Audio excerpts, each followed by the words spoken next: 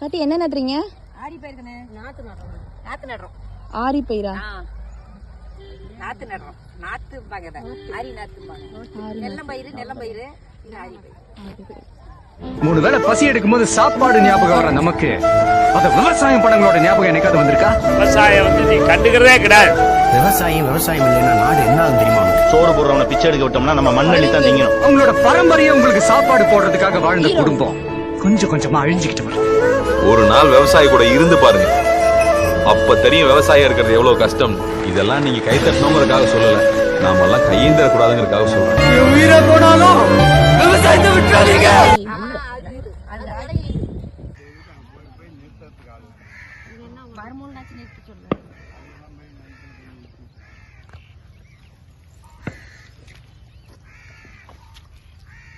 செடிக்கு போடுறதுக்கு தானே அங்கிள் இது?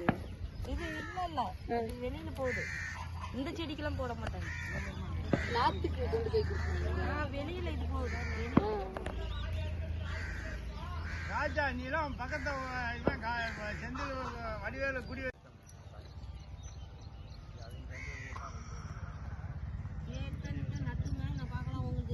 இதுதான் எஸ்போர்ட் ஆகி போச்சு. அப்படிங்கிறேன் பாரு, அந்த அம்மாவாடி வந்துருச்சு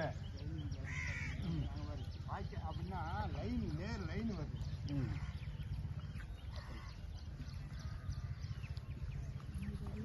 நேர் வருது. நேருன்னா அது செஞ்சதான். அப்புறம் என்ன பண்ணுவோம்? அது ஜெயாத்துன்னு என்ன பண்ணுவோம்?